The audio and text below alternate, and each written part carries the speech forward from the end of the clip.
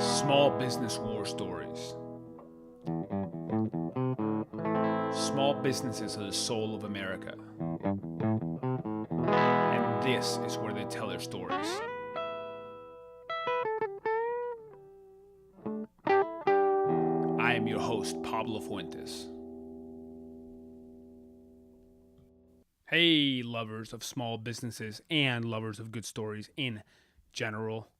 Welcome to episode 060, episode 60 of Small Business War Stories with Dana Gleason of Mystery Ranch in Bozeman, Montana. And Dana is a legend.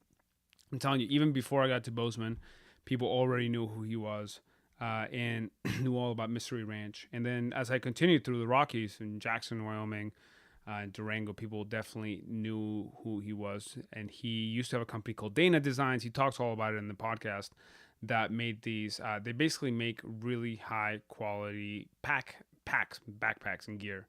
And sitting down with Dana was kind of like sitting down with a very wise, very funny uncle that tells you all these stories about his business. He is very, very loquacious. He talks about his business at length. It's a little bit longer than the average episode, but it's definitely worth it. He talks about how he moved to Bozeman, how he's a part of the community there, why the things matter to him that matter. And he also talks about manufacturing in the U.S. and what it means to manufacture in the U.S. They also do some manufacturing abroad. He talks about the distinction, why certain products and which products are done that way. And if you've ever considered the difference between going direct to your consumers and selling to retailers, you also might want to hear what Dana has to say about that. He has a lot of good insights and about designing quality products. And he has a lot of cool stories too, some of which are actually making their way into the upcoming book that I'm writing with all the lessons that I learned on the road. This episode, as part of the Soul of America 2 tour, is brought to you by one of our new partners, FreshBooks. And FreshBooks is accounting and bookkeeping software. So if you're running a small business, especially if you're a service provider, it's a pain to keep track of all your invoices, of your deposits for projects, your online payments, who paid you what for what, when, and getting insights and getting reporting and tax reports about what's going on in collections, who hasn't paid you yet. So all that stuff in one place with FreshBooks makes it super, super easy. And we are offering you here a deal that if you actually go check it out and do this, it'll help both of us. It'll help you because you'll get a great product, and it'll help us. It's freshbooks.com/war stories, and you enter Small Business War Stories in the How Did You Hear About Us section. And like every episode of Small Business War Stories, this one is brought to you by Proven. Proven is a company I started, so I am a little biased, but it is a great company that helps you with your hiring. So if you want to post your job to multiple places, you post it to Proven, then you have a menu type option. We help you distribute it widely and then use your phone, use your computer to collaborate with your coworkers to hire the right person. But we don't stop there. We're adding lots of really, really cool stuff to Proven. If you check out blog.proven.com, we have a ton of resources to help you run your business better. We have a lot of really good information, just like the information that we share here on Small Business War Stories with both our Wednesday business episodes as well as our flash episodes. You should definitely check out, by the way. We come out every Wednesday morning with our business story. Those are done in person as I drive around the country. But we also have flash episodes with people, experts in all different types of business areas. You should definitely check those out as well. It really helps us too if you subscribe and leave a good review for us on iTunes or whichever platform you are listening to the podcast on. In any case, I do want to get into today's episode with Dana Gleason. Dana is awesome and very, very much worth the time it'll take you to get through and understand all of his stories and learnings. So without further ado, let's get into episode 60 of Small Business War Stories with Dana Gleason of a Mystery Ranch in Bozeman, Montana. And we are live here in beautiful Bozeman, Montana, and I have the honor to sit down today with Dana Gleason of Mystery Ranch. Welcome to the show. Thanks, man. You are a legend in this community of outdoor equipment and apparel. I've heard from other guests in the show actually about you, so it's exciting to be here. And you've been doing this here in Bozeman for how long now? About 42 years. 42 years. So you've seen a lot, and you are exactly the kind of guest that we want to share your war stories here. What inspired you to start this? So Mystery Ranch makes. How would you define it? Well, we build fairly hardcore load-bearing gear. Our actual mission is putting load on the human body. I've started out simply building packs for climbing, backpacking, and skiing in 1975 when I first moved to Bozeman. And for the first really 25 to almost 30 years, we really looked on it as we were building backpacks for backpacking and, just for getting out and enjoying ourselves out here in the environment. Yeah. And in the last decade or 15 years, when we started up the current company called Mystery Ranch, which was actually founded in 1999, while we started out, again, as usual, building packs for how we did things, carrying climbing gear, getting your skis out early in the season, basically. And you also build packs for firefighters, correct? Well, we do, and we're coming to that. But okay. What we actually did was going from building packs for folk who are doing stuff that means a lot to them in their lives, but are still at heart, let's face it, recreational. We also discovered there are large groups of people who have to carry a big load, and they don't get a choice as to whether they get out, whether it's snowing, raining, fires going on, bad air, or what. Search and rescue, law enforcement. Yeah, folk for whom, they had relatively rudimentary gear, and we could make a difference. And in previous companies, like my Dana Design Company, we truly made a difference for people who were out hiking, backpacking, climbing. But that gear had gotten up to a pretty good level. And also there was the whole ultralight phenomena going on, which really started up in the very late 90s, where people stripped down their basic load they needed for staying out overnight or, being able to even hike long distances, and found that if all you were doing was taking a walk, you can minimize your load for being self-supporting down below 15 pounds. Some of folk are, we're at 10 pounds. In terms of carrying a load, you can put that into a grocery bag and hang it over your shoulder. Sure. And, it's light enough so that it isn't going to matter, and you'll have a good time. For folk who have to carry more gear, then you are absolutely needing to have something that is going to put the load on the proper parts of your body. When you've got 10 pounds, having it hanging off your shoulders and just walking along and it's swinging loose, great thing. Sure. When you've got 25 pounds, you've got something that will start compressing your back a little bit. Yep. And you need to be able to put that load on your hips, spread it across your back, and that larger load, if it's able to swing around loose on your back, it's actually making you less stable as you walk, making it very difficult to ski. What we do is we make the load act like part of your body. And it goes up from there. I mean, you probably designed packs that are designed to carry up to 80 pounds or something, or even more than that. Actually, someone who is deploying on, say, a 5-day patrol will have probably a minimum of 90 pounds, more likely out to 120 or 30 pounds, and very likely trying to carry it on top of body armor. Yep. That is what we call a stupid load. Yep. And the real problem is you cannot escape it. So we have to be able to build stuff that goes up to ridiculous amounts of loading in the human body. And I wish I could, say, and we make it so comfortable you'll just skip down the trail.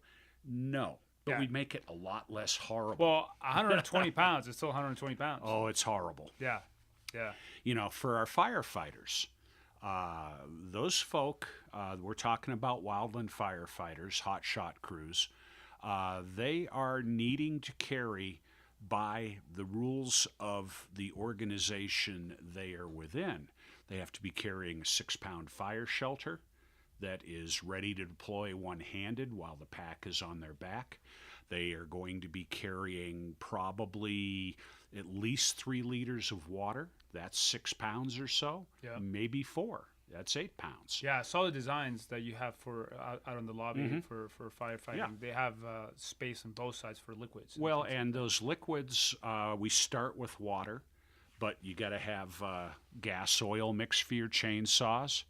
You're going to have probably a half dozen fusees, which are a flare designed to ignite fires because you're going to be starting backfires. You got to have a ton of batteries for your wind meter, for your radio, for your other radio, first aid gear amongst at least every hand crew. Okay. And you end up with folk who are limited to working a 16-hour day and will end up working 10, 16-hour, 14, 16-hour days in a row fighting fires. They have to wear this load at all times. And the load goes up to a minimum of 28 pounds. It goes up to perhaps as much as 45 pounds. And for 16 hours, they are either walking to the site where they're doing their work, and their work is the moral equivalent of ditch digging or logging. They need what we do. We make it so that they are less injured, less fatigued, and just plain less damaged at the end of a day. Okay. And they can get issue equipment that is absolutely supplied by the Forest Service, total freebie. Yep. Or they can end up paying $200 to $300 for one of our systems. Okay. And so usually those are paid for by the firefighters themselves. Well, they can be paid for by the firefighters, but in most cases, their immediate units, after the first few of our packs show up, end up buying for the entire unit. But it is, in a very classic way, grassroots marketing. Okay. One of the things that goes on is the firefighters themselves will quite often shift around from one team to another. The teams, there are commercial teams, but most teams are each unit, the Blue Bureau of Land Management, Indian tribes, forest, national forest units. All these different units have their own firefighting groups. Okay. And they are all pooled to go to where they are needed. Okay. But what this means is there's a whole lot of disparate groups of people with a certain amount of transfer between them each year. And that helps you because then the idea spreads. Yeah. Well, and once they see how our stuff works versus what either they were issued or what they've been buying, it makes a pretty compelling argument. And so on a grassroots basis, we've spread through the entire wildland firefighting community, including what is referred to as CAL FIRE. And given what's gone on in Santa Rosa and Petaluma and Napa this last week, you see how major an effort I know California that area very well. I in. moved from Chile when I was 16, and I went to high school there for 2 years. Yeah.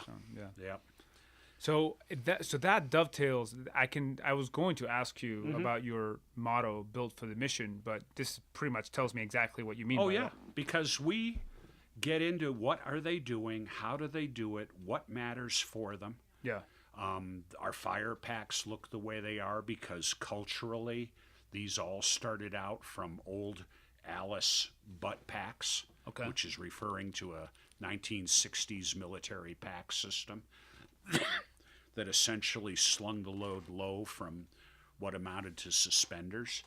and people culturally, it had to look like that instead of a more normal backpack, which could have done the job, but you have to doesn't look like a Hot Shots backpack. right, and Yeah. you have to be able to work with the culture of the people that you are serving. You're not going to be effective if you just come and go, everything you know is wrong, Yeah. and do it my way. What's the process of listening? So because you kind of alluded to armed forces tours and how the armed forces use it. Huge amount of listening. Now, first off, you can't just go, just tell me what you want, or you can, but what people want is entirely influenced by what they are used to, and they want it to be just a little better.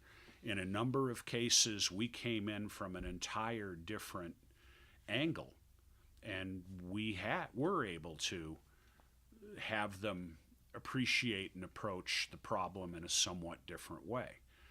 But we have found that people aren't looking for new. They're not looking for things that they have never seen before.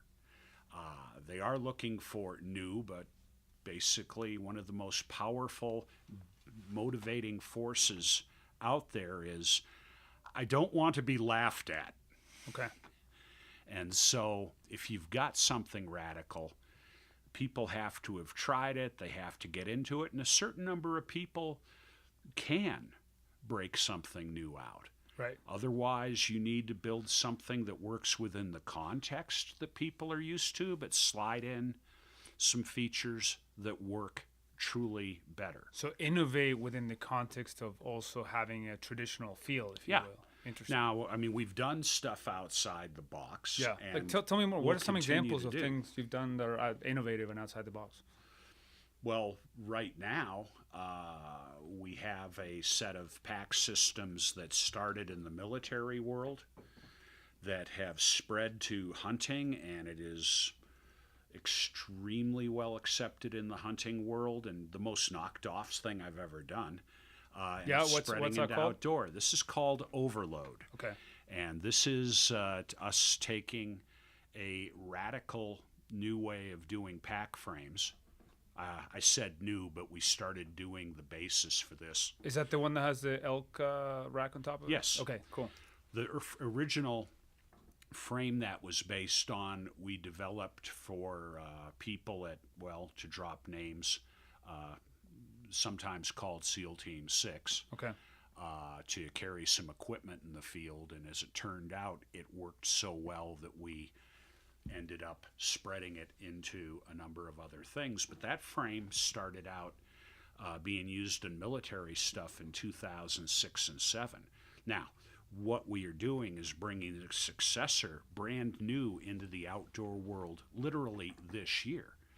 But we ended up finding, using that basic frame, which gives us all of the human shaping and flex control on one side of the frame, the side the human resides on, and gives us a very flat, loadable structure on the back side of the frame. Got it. And that is something where we had been hanging the bag on the frame. And we just realized that if we take the bag off the frame, we've developed really good strap and buckles that are very reliable. We could take large and heavy loads and stick it between the frame and the bag instead of overloading a bag by strapping stuff all over the outside of it. Okay. Now, this started out in the military, and this frankly started out looking at a young Marine who was carrying a very heavy object, the base plate for a 60 millimeter mortar. Okay. Which is something on the order of 60 pounds. Yep. And he had it strapped on the outside of an already huge pack. And when you have the heaviest part of your load far away from you as possible, the only way you can actually stay on your feet is by bending forward at the waist. And he was trying to walk along bent forward at like a 30 or 40 degree angle. and was in agony. For how long? I mean, that's a long... For as long as you need to do it, Yeah. because in the mission world, you simply do what needs doing. Yes, sir. When we saw that, I mean, it occurred to me that I could split the bag and the frame apart. We could strap heavy objects like that between the frame and the bag. And we did some engineering work and then worked with some folk in an organization called MARSOC, or Marine Special Operations Command. Sure. Actually, it was Recon Marines at first. They became MARSOC, but that gets into military politics. Sure. And we got a few people who saw what a difference it made, bought into it, and most importantly, were in a position to show or talk to other people. Okay. And that is a rarity, and that's something you have to be able to learn to find or identify, or in some cases create. Okay, so you designed this innovative, successful backpack. The overload system, yeah. And I want to touch upon the idea of knockoffs, because you said it's a very knocked off idea. So how do you handle that? There's several ways to handle it. First thing is, and what everybody would think of, is patents. Yeah. And yes, indeed, we do have substantial intellectual property on several methods that make the frame unique, and the notion of splitting the bag and the frame and putting load in between them. But patents are what you would have to call not a defensive system. They're an offensive system. There are no patent police waiting to... You have to go sue somebody. Yeah, you have to go sue somebody, and that costs a ton of money. Sure. So, first off, staking out some ground with a patent needs to be done. And then you need to be able to actually, be selling some of the product that is patented. There's so many things that are patented where people have thought up something unique and then patented it, and then it sits there because... I have some strong philosophical issues with the patent system as it exists today, but I hear you. Well, we could go on for a couple of hours about just that. on patents. Yeah, I have in excess of 20 patents that are currently active. I've probably done 40. Yeah. There are about 3 at the moment, maybe 4, where I'm going to go to the mattresses, we'll hire the lawyers, and we'll do it. Go to the I love that Godfather reference. Oh, listen, because it's ugly that way. Yeah, I hear you.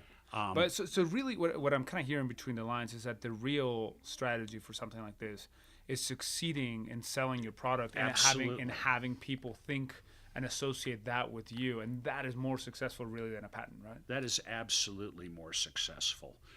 One of the key products that we were able to start with when we first started doing military, we actually never had really patented and didn't have 2 nickels to rub together at the time when I first designed it. But it was something that ultimately it was so much more successful. Simply getting out there, interacting with people, building something was relatively difficult to build, and building the system that supports you in dealing with these people. Right. You can have a technically excellent object, but if the people who are using it don't in some way love it, and adopt it as part of their actual self-image, then you will simply have something that's a disposable object. Whereas I have packs that people have used for 20 years and more. Yeah. And they could have gotten something lighter, but it works for them. It's comfortable, and it becomes part of their ensemble. Yeah. And it's like that Guy Clark song, Stuff That Works. Have you heard of that before? I haven't, no. You would love that song. Yeah. But the thing is simply when someone takes it on as just, this is part of my stuff, it's magic. And all my most successful stuff has engendered that in some way. Now, could I tell you how to do it? If I could, I'd be a really rich man because, hell, I'd package that. But let's talk about that a little bit. So what I'm hearing is really that the key is an emotional connection to the product.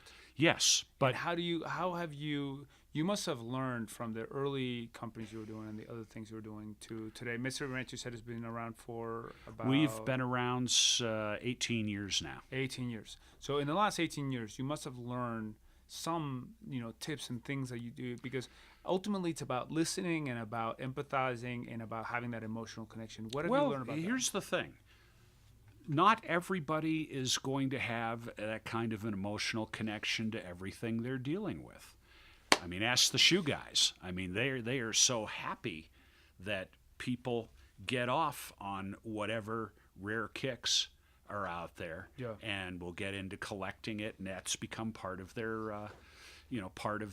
identity. Sure. In my case, I'm an old woods hippie, and I was into backpacking and skiing and climbing. You're going to hear that mantra a lot, and the pack for that kind of thing is something that it's the only thing that can hurt you as bad as your boots, or make your feet or your back as comfortable as a good pair of boots could. Yeah. So you end up forming an identity with that. You forge a connection, and it's simply because you got something that has worked for you and been worthy of you. I don't know how to do that in any other way than to try and build something that will be significantly more comfortable, significantly easier to deal with, i.e. not really demanding a lot of operation. Yeah, but let me take that a step further. So, yes, what you just described is technical features. So here's the thing. Where's that next step? Technical features. Everybody wants to design in technical features. Yeah. Everybody gets into, I've got this cool thing, and we'll put it in as a technical feature.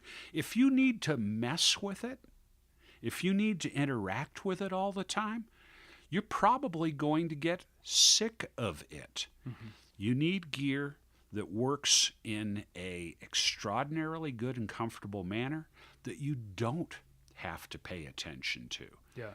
And because gear that demands you pay attention to it is gear that you will end up going past to the next toy. Okay.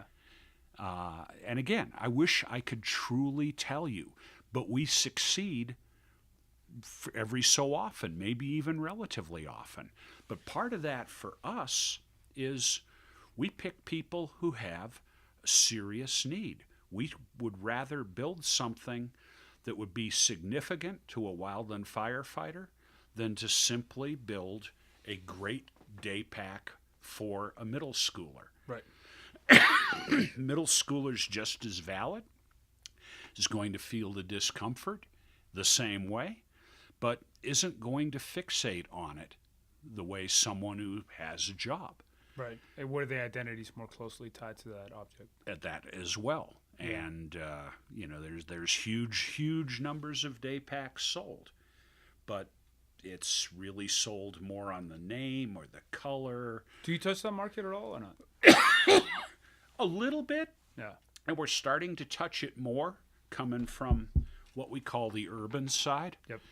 It is important to note that our firefighting and military stuff, what we refer to as the mission side of the business, is about, in fact, half the business. Okay. So that's actually, I was going to ask you about that. So about half of it goes to civilians and half of it goes to... Well, a lot of the mission stuff goes to civilians in actuality. Not that we sell it through stores, but it is one of our biggest categories on our website. And okay. It's individuals buying that. A whole lot of the majority of what we do on the military side, we are literally selling to military units, the U.S., Canada, Great Britain, across the world, actually. And that's done through government contracts or individual? That is done through unit-level sales and learning how to, if you got something military people want, having learned how to put it into a contract vehicle they can actually get is a huge amount of what it takes to successfully work with the military. Okay. We don't do low bidder, build to print stuff. We solve problems for people. Right. And yeah, so it's worth noting that your backpacks are above average price in terms of a backpack. That's the politest way I've ever heard it said. Some of our best-selling packs essentially go from $300 to $700. Right. This is not. I mean, we do have a day pack in the $119 range, and we sell a lot of them. Yeah. But as I say, we are solving problems for people, and serious problems. I mean, some of the stuff we've built has ended up going directly over to Bagram Air Base in Afghanistan, where it replaced government-issued frames that were breaking people. Yeah. But it's like shoes. I mean, if you buy a good pair of shoes, those you can resole them and you can fix them and you can have an identity tied to them, and you can actually tell somebody 20 years later, son, I got a backpack older than you, or I got shoes older than you. Well, yeah, and then they'll go, what about it, old man? Yeah, exactly. That's awesome. But the reality is we have stuff that people care about, something that is actually, and I probably shouldn't even say this, but when we have built something on the military side to carry specific bits of equipment in the field, and at the end of their tour, they'll turn the equipment back in, but the pack got blown up, man, or it was combat damage, and they won't give the pack back. Yeah.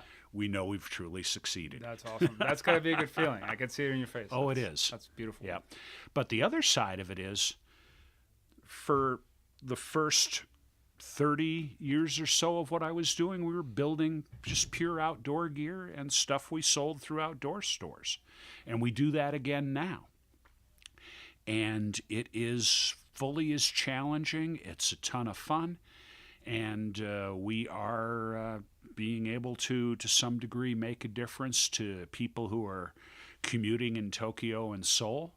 We're able to make a difference to folk who are backpacking in China, Chinese backpacking in China, and to be able to just look in on that society as their whole ability to or need to deal with leisure time evolves into an actual awareness of the environment around. Yeah. It is an incredible, again, privilege to be able to work with people in all these different settings.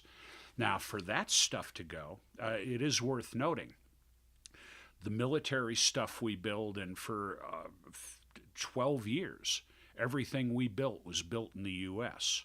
It is further worth noting half of what we build right now is still built in the U.S. I have hundreds of people in the U.S. building backpacks. Where's your factory? Well, we have our second smallest production site here in Bozeman, Montana. Yep. There's about a total of 100 people working here at the ranch. We have a very substantial production line, but as I say, it's our second smallest production site, but it is utterly essential because this is where we keep alive the craft of actually building the gear ourselves. It's where we're able to train people who first off know how to build packs, but to know how we maintain the quality. We're an ISO 9001 certified or a certificated company, which doesn't give you any set of standards, but it does give you an incredible framework of documentation to hang your standards on. Okay. That's something that we only became ISO 9001 3 years ago, and we had 40 plus years of folklore driving our quality standards, and it was very effective. Okay. But it was still folklore. Things could shift and change. The whole ISO 9001 framework allowed us to put in serious documentation that gets referred to, and it lets you have all that information in an accessible way. Okay. And it actually made a substantial difference. That probably helps you keep a quality standard. It does, and it's important because we're now keeping a quality standard of stuff that we build and how we build it, which is in some ways a little different than most other companies. It's a little more difficult. And we know this because we have to teach contractors in the United States and contractors in the Philippines and Vietnam how to do stuff our way and to make sure they will continue to do it our way. Are those the countries where your offshore facilities are? Our offshore stuff is in the Philippines and Vietnam. Okay. And then what other cities other than Bozeman do you manufacture in the U.S.? Seattle, Okay. Los Angeles, Okay. Phoenix, Okay. Chicago, and Lafayette, Colorado. How many total employees do you have now? I have direct employees around 100. Okay. And that's the thing. When we work with contractors, this allows us to scale up or scale down without the agony of, we had to shut a plant down. Yep. Because they can also get work from other people and spread the whole thing out. Yeah. Let's talk a little bit about the philosophy of manufacturing in the U.S. versus not. And so I've interviewed, as we were talking about Truman Boot Company, the boots I'm wearing, they manufacture here in Boulder, Colorado. There are other people, and we had a great conversation about what it meant to him to have everything made here in the U.S. Now, there are other people who make U.S.-based companies that make very high-quality products abroad as well. And there are different philosophies about this. And there's, what's your take on it? And you do about half and half. So I want to understand a little bit better, how do you think about that? Well, here's the thing. At its base, we have to be able to produce this stuff ourselves because we have to maintain that skill set. And the only way you can do it is by, doing it. Sure. That doesn't mean that you are automatically the best or that you're automatically even very good unless you are continuously learning from your good parts and your mistakes. I started out not designing incredibly clever gear or even dumb gear. I started out fixing gear. And there is no better way that I know of to come up to speed on how something is built and the attitude of the people building it than doing repairs for 2 or 3 years. Sure. Which I did back in 1972. And we have always maintained that kind of a connection to either fixing gear or maintaining a connection to our gear as it aged. So do people send you back? You have a very strong warranty program. So people send you back gear that you fix? Oh, yeah. Gear? Okay. And we will fix anything I have built over the previous decades, previous companies. I can't tell you that we will fix a Dana Design Pack, a company that we sold out of in 1985 or 95. Yeah. And I left the company entirely in 99. But we will fix it enough to keep it going and be plenty happy to do that. Yeah. We have a very strong warranty, but besides warranty, because most companies, you will see almost all companies doing outdoor gear will go, wahoo, lifetime guarantee, etc.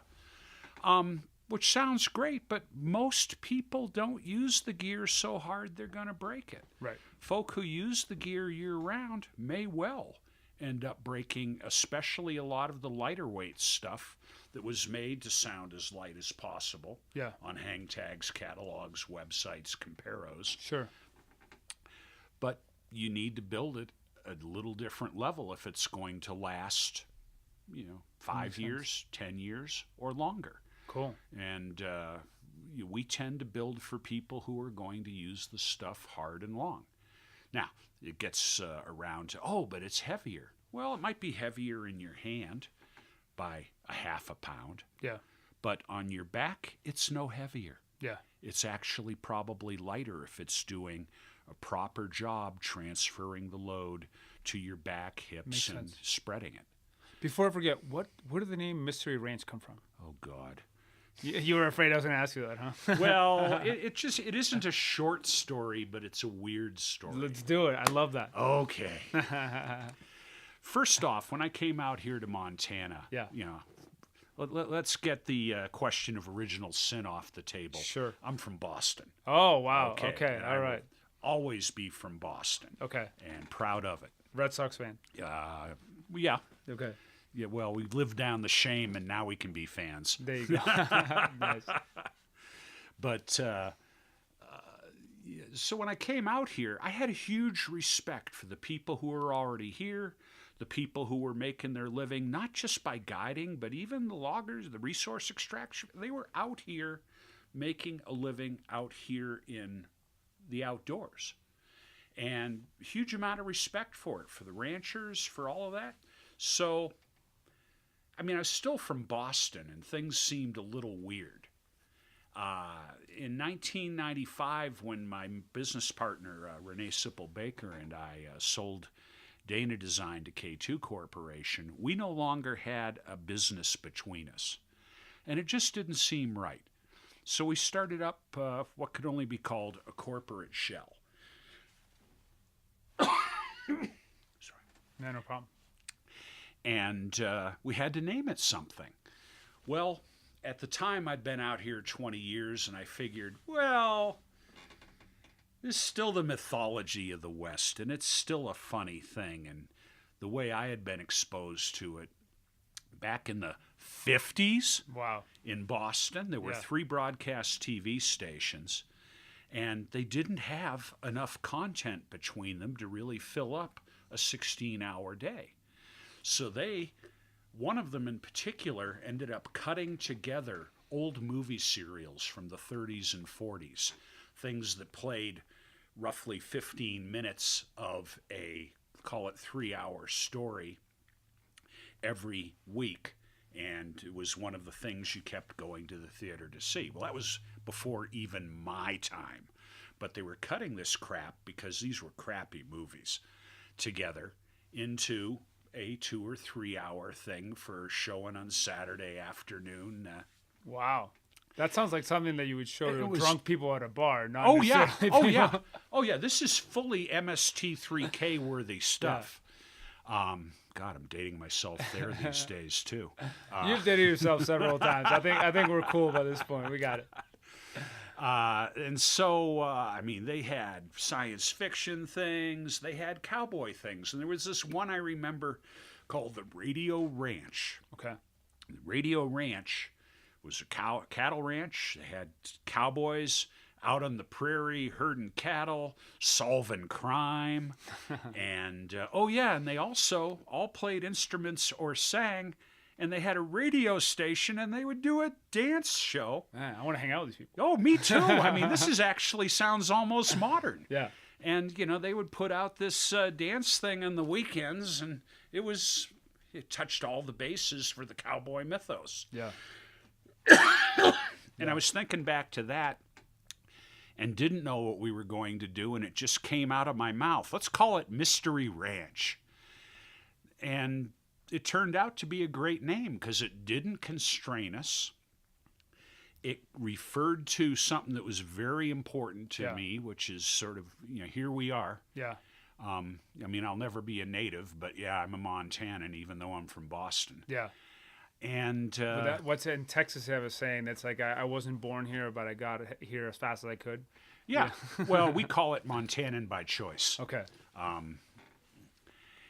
And in any case, Mr. Ranch, I mean, that's a great name. Yeah. It's memorable. well, actually, internally, for the first 10 years, we had people who hated the name. Really? Oh, yeah, because it didn't, we should call it Montana Mountain Works or Bozeman Backpack Company, because that'll say what we do, and people will then know. Well, Mystery Ranch is not what we do, but it is what we are. And as it turned out, it was a trademarkable pair of words around the world, which helped a great deal as well. I get it. That's cool. And so, like I say, a long, boring story, but there we are. Love it. So it's interesting because what you said, it's not what we do, but it's who we are. So that has become your culture. How do you, as you look for people to join your team, how do you figure out who's going to be a good cultural fit? I think a lot of small businesses struggle with hiring and figuring out what's your process to find people who are going to fit in here? Oh, well, first off, they have to. That's an interesting one because we have a number of people who, are college graduates, some with graduate degrees, and we have a lot of people who simply got out of high school and went into food service or retail. But everybody who comes here ends up, even if they were hired to do a specialized job, they will end up doing a couple of weeks on the floor building packs, because that is the base of our food chain. That is, if the packs don't get built, none of us get paid. Yeah. So we take the production of the gear very seriously. There are a whole lot of companies out there where design or marketing is the most serious thing. And getting the stuff built, job it out. There's people who do that. And there are people who do that. But for us, we build the stuff. We need to be able to control the quality levels. We're building for people who need for it to be right to a much greater degree than they need a lifetime warranty. Sure. And how do you find those people? What we do is we start. I mean, we do an interview process, but we aren't particularly picky, because it isn't simply a case of find those people. Most companies, when you look at the employee manual, when you look at how the company is run, they've got a little series of processes that are as simplified as possible, and you just do that set of processes, and no, don't go beyond that. Don't go for a deeper understand. Just simply come here, put in your time, do what the book tells you, go away, or we'll fire you. Because the roles are so cut and dried and minimized, because they're expecting people are either stupid or not going to want to do the job, or otherwise not going to get with a complex program. And people feel like they aren't particularly necessary. I mean, they'll fire me if I do something wrong, or if I go outside the lines, and they'll hire someone else, and I don't want to go back to smelling the fry grease. Yeah. And nor should you. We demand interaction. We maintain very serious quality levels. If you can't meet a rough idea of a production number and still hit every bit of the quality standards we've got, we aren't going to make you go faster. If you can't go at a certain speed, maybe this isn't the job for you, but sure, getting it built right the first time is the absolute bottom line. What's more, we are not just kicking stuff out there for Joe Blow consumer. We do for Joe Blow consumer and other folk there, but what we build here at Bozeman is going on the backs of firefighters. It's going on the backs of people who, if the pack goes bad, they're going to have a real bad day. Okay. What we do, and here's a key phrase, what we do matters. And the folk here realize it. We have people coming in every week to visit with us over doing a new design or working with maintaining a program, and we're out on the floor, and they're talking with folk who depend on their gear. They know what they do matters. That is a deeply addictive thing. Yeah. And if someone doesn't respond to that in a way where they're taking the job seriously, then they're probably not Mystery Ranch material. Yeah. But so many jobs, so many places you work don't have any kind of demand like that. Right. And if it doesn't matter to them, is it going to matter to you? Right. So what I'm hearing is that it's more values based and skills based. I'm hearing that you want to hire people with a certain set of values, and you feel like you can teach them the Absolutely. skills. We can teach the skills. And when it gets to building something extraordinarily well, I mean, there are certain geographic limitations, Sure. but you can do it anywhere as long as you maintain the proper, I don't even know what to call it, the proper belief system. Yeah. You have to let them know what actually matters and what you are paying for. And the thing is, when you read the business books, when you go to all these different organizations, oh, quality is job one, woo, we're Six Sigma, etc. How is it actually backed up in the workplace? Do they mean it? Right. Or is it just the next inspirational poster on the goddamn wall? Yeah. People don't care about those. No. Yeah. Well, and you know, that's just a way of, oh, okay, we've got the program. Oh, we're going to have our trust program next week, and you know, program of the week. We have a philosophy and a set of values that we stick with at the core. Yep. And you know, frankly speaking, we like to be significant to the folk that we are actually doing work for. And I think you can feel that when you walk around here and your product and my interaction with you. You can feel that, and that's powerful. What would you say is your number one piece of advice for somebody who's thinking about starting a business? Obviously, it's a choice that, as you and I know, can be rewarding, but can also be extraordinarily challenging. What is the number one thing that you would say to somebody thinking about that? Well, the first thing I would say is don't let anybody tell you you can't. Okay. But you have to figure out a way in which you are adding value for somebody or some group of people. And that is the way that we have gotten along for decades. I can't tell you that it would be the way that would be taught in business school, where they'd go into, oh, you identify a need. Well, it sounds similar, but we do it on a one-to-one basis and then find a way to expand it to a group of people. We're not smart enough to just figure it out for a class of people or product. Okay. And do it by remote control. I mean, and here's another one I'll give you. And it actually ties into History of Mystery Ranch, which is I've started businesses with money and I've started businesses with no money. No money is to some degree more difficult, but it keeps you extraordinarily focused. Nothing focuses you like a lack of capital. One of my investors told me that one time. Yeah. Yep. And if you've got capital, you can have some great ideas and pursue it, but have all sorts of, relatively speaking, non-necessary stuff going on. As I say, I've started businesses with money. I've started them without money. I've generally succeeded better in the starting them without money. Oh, and the ones I started with money, we somehow ended up without money a few years into it before at some point. At some point.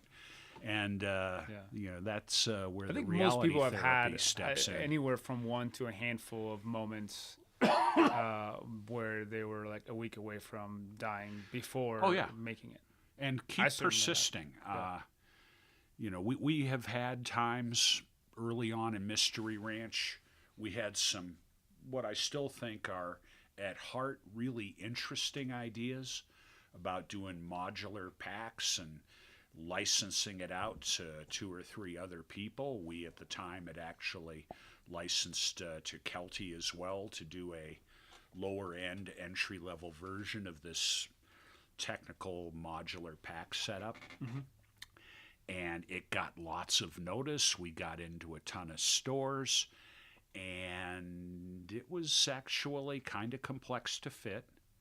And at the time, the stores were going away from having people who worked there for years and were pretty knowledgeable to just hire high school students and train them to hit people with, can I help you, within 30 seconds of coming into the door, and then otherwise whatever.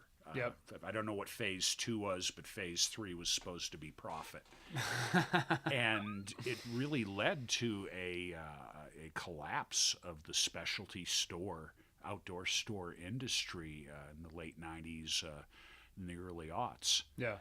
And what we then found was compounding that was eBay was coming on big. And folk were putting stuff from stores onto eBay. Stores were putting their stuff onto eBay as soon as within 3 months of when they got something brand new. Yeah. So what they were doing was training people to not come to the store, just check eBay, and when the discount's big enough, boom. Yeah. That led to a further decline of specialty shops. Now, I should add, we were able to build Dana Design in the 80s and early 90s, working entirely through specialty shops, and by getting folk who worked at the shops to try the gear we were building, and they were active users, and when they got a Dana Design pack on their back, it was over. It was, oh, wow. And we actually spread through the industry with the folk who worked at shops and the folk who were in the field all the time using the gear. And it was only grudgingly, like when more than half of the employees at a shop were using my packs, only grudgingly would the management of the shop then go, well, maybe we'll give you a try. Cool. And then the employees who had the stuff were, oh, cool, now I can sell what I want. Nice. And that company sold to K2, you said? That sold to K2 Corporation. And you didn't have a non-compete, or you did? Well, I had a non-compete, And but, then I could do 5-year non-competes standing on my head. Yeah, and then you started Mystery Ranch after that. Yeah. Cool. Yeah, the non-compete dates from when you sold it, Yeah. not from when you quit or went away or whatever. Makes sense. Let's talk about crisis management. Can you think of a time when things went really bad, and how did you deal with it? You need a longer podcast. Well, just tell me one of the well, times. Seriously speaking, what I was describing with, hey, we had this cool line of stuff. We got it into the outdoor stores. It was called Mystery Ranch System. Yeah. The label we had on the packs at the time were the Works at Mystery Ranch. Yeah. Because we were going to be using Mystery Ranch on a few different things. Yeah. And what we had was publicly accepted and sold into a lot of shops, but it, quite frankly, didn't sell through very well. Okay.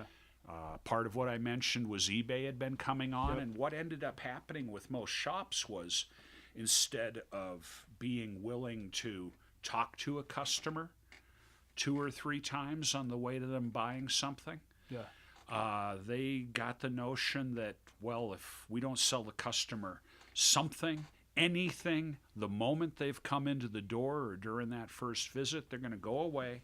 They're going to buy what they want on eBay, and we'll never see them again. So instead of, let's sell them something really good, and they will come back for other things that are really good, they got to just sell them something, anything. Yeah. At the time, we sold nothing direct. We referred all inquiries and orders to dealers in the local area. Yeah. They weren't coming through. And it got to the point where, okay, you need to be building the stuff cheaper and cheaper. No one's going to pay the old Dana Design price points, which were $300 to $400 back in the 90s. The dealers were telling us that people would only pay a max of $289. And so we went to China and started building in China instead of building in the States. And that had a huge set of problems on its own that we had to deal with by doing lots of rework on stuff that came in. Yeah. And the stuff was still not clicking through, even though, it was the direct precursor to what is our best-selling stuff now. Yeah. And, had all the real elements. What happened? So you had a what lot happened? of... Let me tell you what happened. A lot of inventory left. We had a fair amount of inventory. We were going to have to buy more. The dealers were not particularly good pay in a lot of cases. And ultimately, having figured out that these folk were costing us money with every sale, In 2004, I did the scariest thing I ever did. I fired my entire dealer base. Wow. Boom. Sorry, we're not wholesaling anymore. Won't be able to continue it on. A few of the smaller folk, we took the gear back. It's a bold move. Well, we were going to blow up anyway, so we got our website up and running. Yeah. And we sold this stuff direct, and it was a trickle. But you know what? I was selling at retail. Yeah. And I was actually making money on my sales, Yeah. which staunched a lot of the bleeding.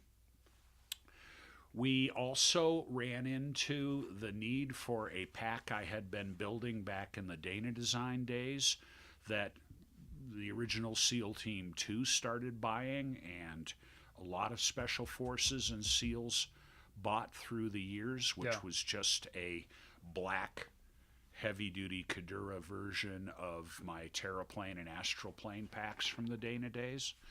Our friends at K2 had, in 1997, 2 years after they bought the company, made us shut down all U.S. production, and all Dana Design stuff went to initially Mexico, and then went to, Sri Lanka. Yeah.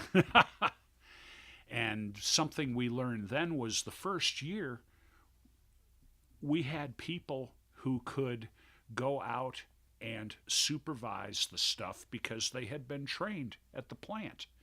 When you no longer have plants, you have no way to train people. There's in no how way to do keep it that right. culture and those procedures and all that. And then you were dealing with the assurances of the smart guys at K2.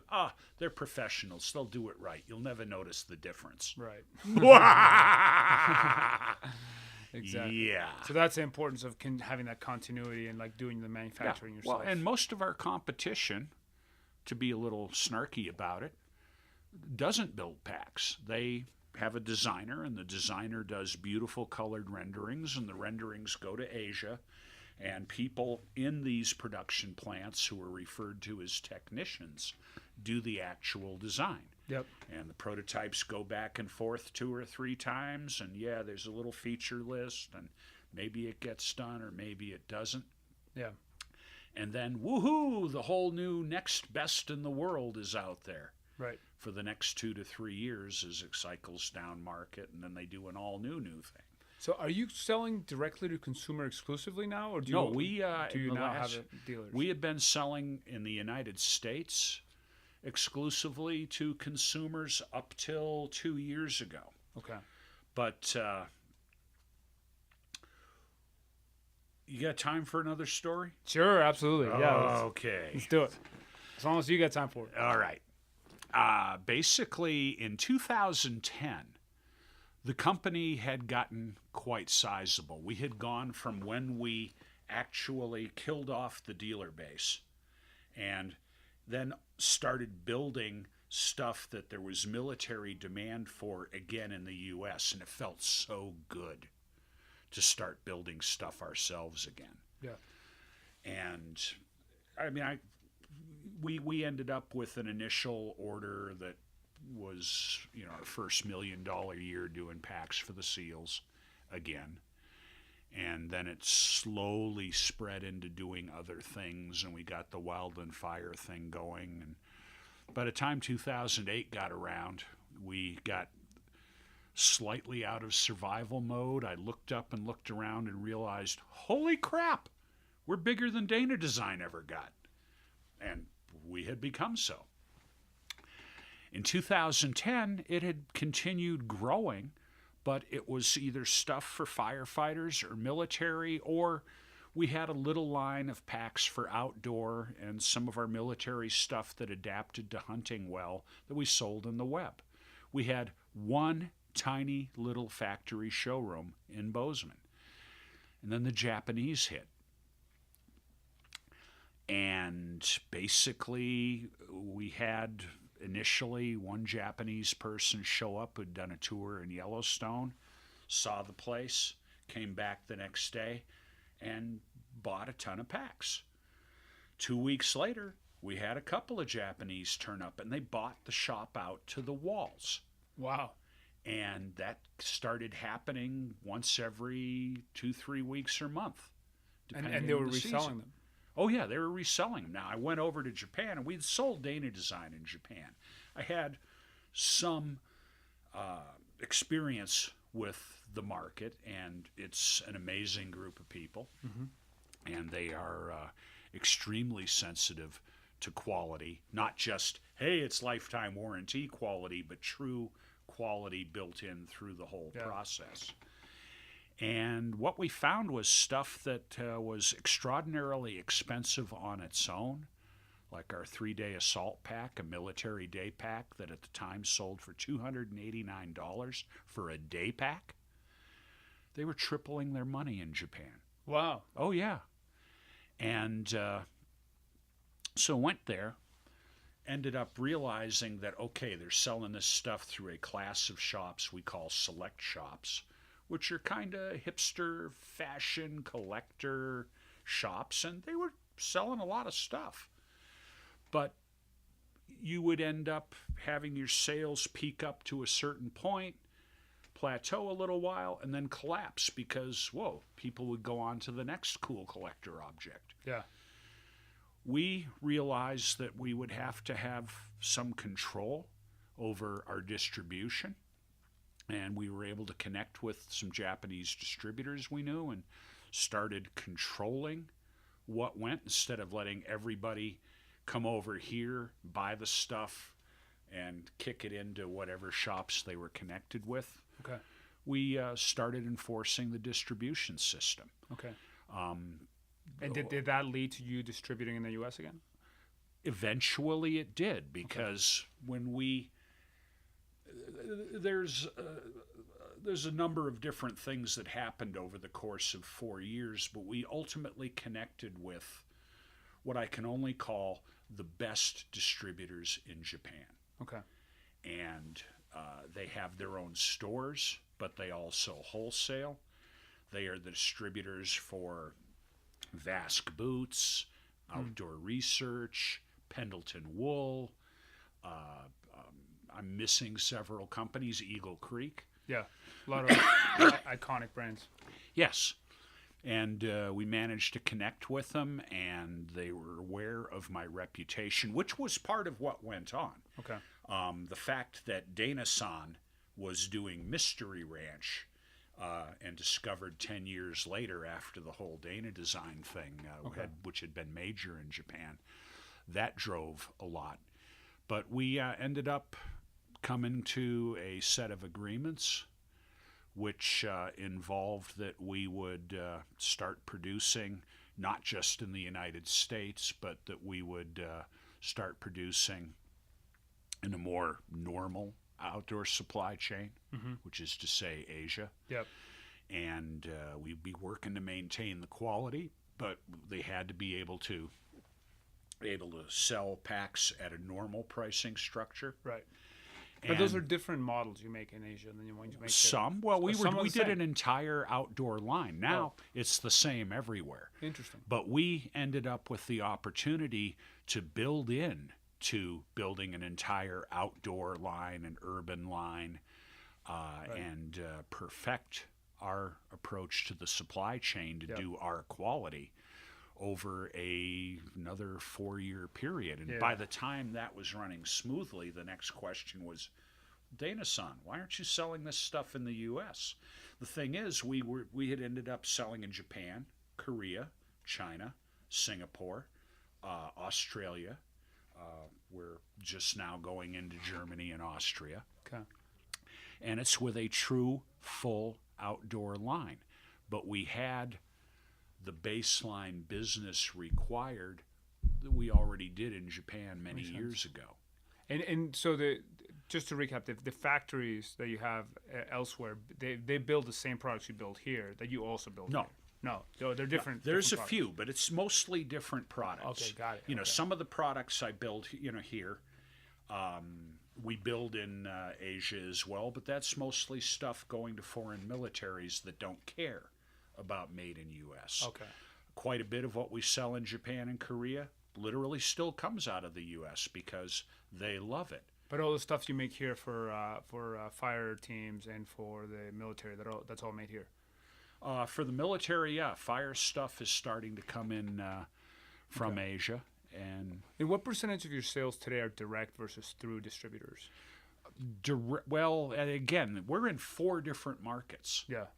Military, fire, outdoor, and hunting. Yeah. In terms of our sales direct in the United States, probably 15% of our total volume is absolutely direct. So you built up quite a bit of the business, and after being fully direct, you've built up quite a bit of distribution business. Oh yes. Yeah. And it's really key. Once there is still a class of specialty dealer, plus some great big boxes like REI that are doing the job and doing the job right. Yep. And for us to be able to give a wholesale margin, it's got to be built overseas. Makes sense. I mean, otherwise people are going to be having to be willing to buy $800 packs to get it made in the U.S. and then sell it at a store. Makes sense. That kind of gets back to the whole question earlier about how do you think about foreign versus domestic manufacturing. It looks just like another way of doing things. Yeah. The only way we can do it is by also having our own domestic manufacturing that allows us to understand and control the whole process. Yeah. But I mean, if you're willing to play the game straight, not just simply tell them, oh, and it needs to be the best in the world, and by the way, we need to cut price 10% next year. I mean, when you tell people that, and most companies do, they're saying price is the most important thing, not quality. Yeah. And you know what? Those companies can cut that price, but it won't be the same pack or product that you started with ultimately. Makes sense. And what percentage of your sales are international versus domestic? We're roughly 50-50. Okay. And it's a very substantial company. It is multiples bigger than our old Dana Design company was. That's awesome. Congrats. Yeah, it is. It's kind of amazing.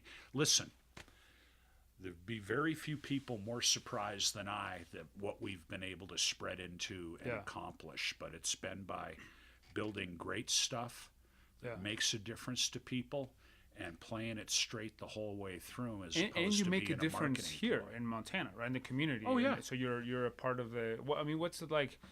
Before we close out, what's I know. So you're a member of the Chamber of Commerce. On a net basis, we are importing money into the Bozeman economy. Yeah. We have 100 employees, and everybody's got full-on Blue Cross health care, 100% paid up.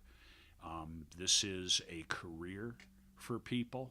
Almost all of our designers came up off of simply working on the production floor. Yeah. People who come in, and we do bring in certain folk at the executive level at this point because we are one of the 10 biggest pack makers in the world. Yeah. They end up having to work on that floor, another couple of weeks turning out their bundles of waste belts because it's real work. Yeah. And it's what all of us actually depend on. And it creates that connection to the product. Oh, it does. Yeah. Back in the Dana Design days, something that we built everything ourselves. Yeah. And we actually ended up with the folk on the sales side and design being almost hated by the manufacturing folk because we were always behind. The manufacturing folk knew in their hearts, this stuff, as soon as we build it, it'll sell. Nice. Well, nice, except in actuality, the folk on your sales end are doing a huge amount too. That's true, actually. And if they could sell more stuff, right. Hey, the manufacturing people are always behind. Right. Guess what? The hate goes both ways. I hear you. And this is why we ended up with everybody having to spend some time on the floor. Oh, and virtually, call it 80% of the folk who are in the sales or marketing end ended up coming off the floor as well. So there is a much greater understanding between the halves of the business. And you groom the talent, and again, it goes back to the questions of people that have those values, and then you train them on the skills. Yep. And here's another thing that is one of the hardest things about what we were doing was as we started growing. If you don't have supervisors and people who've been there for 3 or 4 years, if you're having constant turnover and all your supervisors have maybe only been there a year or two, it is incredibly hard to establish that culture. Some of it only establishes through time, becoming tradition, and people knowing this is the way it is. That's awesome. That's awesome. Well, thank you so much. Where can people find you? What are the, if people want, mysteryranch.com? Yep. And then what are your Instagram and Facebook accounts? Mysteryranch.com. Mystery Ranch.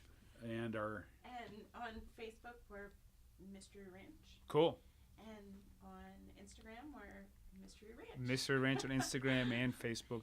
That's awesome. Yeah. And what are the retailers in the U.S. where people can find your product? It's a broad range. Okay. But a couple of things. They can certainly go to our website, but we are also affiliated with a program called Locally, which will tell them not just where the local dealers are, but what is in stock at the local dealers. That's awesome. And we love our dealers. We like selling direct, and we have people on the phones to answer questions, and the website is constantly evolving, and we're putting in more features and videos on how and why we do these things in addition to what we do. But the biggest change for us is in the last 2 years, starting to get back out into dealers across the country. Okay. And just go to our site, check it out. That's awesome. What pack do you use? What's your favorite pack? I use a 3-day assault pack. 3-day assault pack. Yeah. By Dana. Do you have one I'm here? afraid so. The original to that pack was a skiing pack. Okay. And it was lovely, but we made an enormous difference to a huge number of people when we came up with the version for carrying nasty, ugly loads in nasty, ugly places. We've built more than 100,000 of them.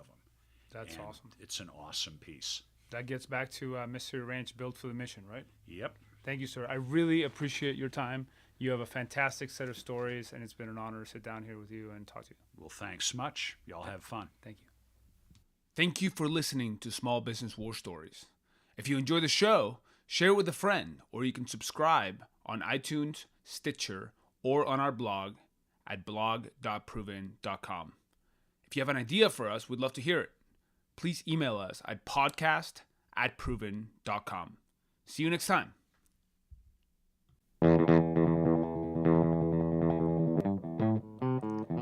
Small Business War Stories.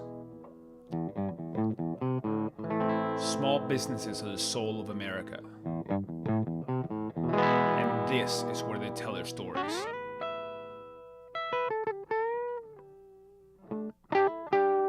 I am your host, Pablo Fuentes.